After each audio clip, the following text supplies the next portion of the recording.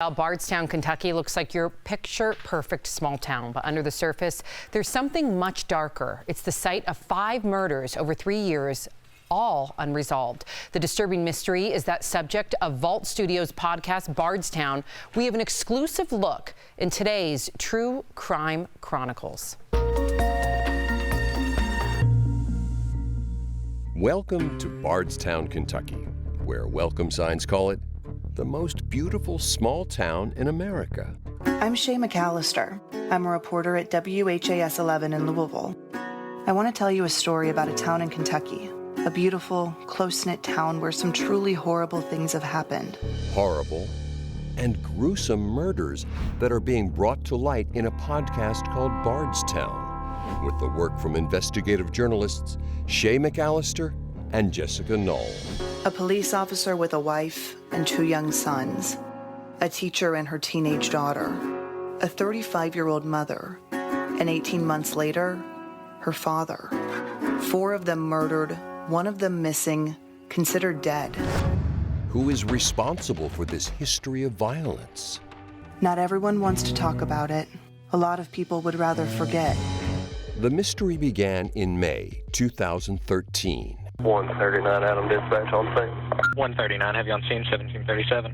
Bardstown police officer Jason Ellis dies in a brutal attack.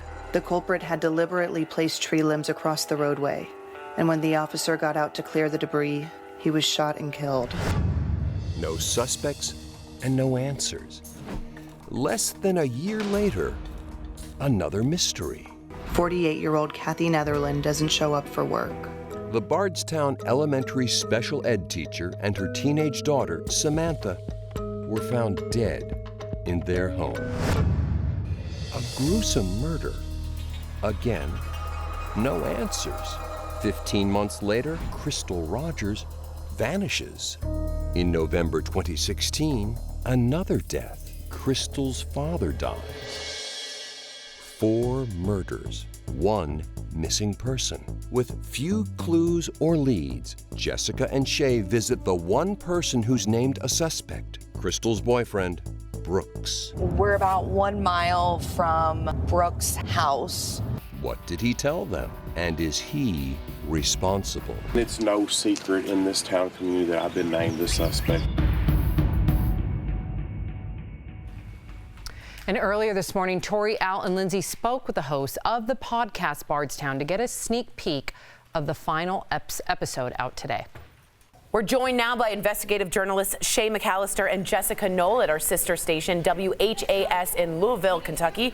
Now, we just heard a tease of the Bardstown podcast. The final episode is out today, but first, we have to know, are there any new leads in the cases? And I want to know what you think. Are any of these cases connected according to you? Well, when it comes to new leads in any of these cases, we really just don't know. Police tell us they get new tips every single day, but they don't tell us what they are, and honestly, we probably won't know until there's any arrests. When it comes to connections, all of these cases are connected. For one thing, they're all from Bardstown. All of these victims are from Bardstown. Your 10th and final episode is out today. Can you give us a tease of just like what people can expect? We actually take the 10th episode as an opportunity for Shay and I to talk to our executive producer, Will Johnson, to discuss some of those theories, to answer some of those questions that listeners had, and kind of wrap it all up and what is going on in Bardstown and what people are thinking and what they're saying. Wow. And this podcast is produced by Vault Studios with the help of Tegna. It's one of the most listened to crime series. So how did you guys come across these stories, and why do you want to tell them?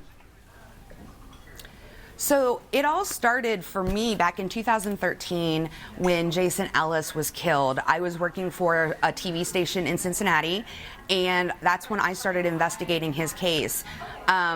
He was actually from Cincinnati, so that's where my interest was in that particular story. And then Shay came in to WHAS here in Louisville and started investigating the Crystal Rogers disappearance. Yeah, 2015, the same week that I moved to Louisville, Crystal Rogers disappeared. So I followed the case for the last 4 years. And earlier this year, Tegna, our parent company, told us that they wanted a great idea for a podcast. And so I submitted this idea thinking what could be better, these crazy cases, this one small town. And Jessica was working for Tegna and producing podcasts, knew about the cases because of her involvement, and really fought for it to be the one they picked, and we partnered up to do it.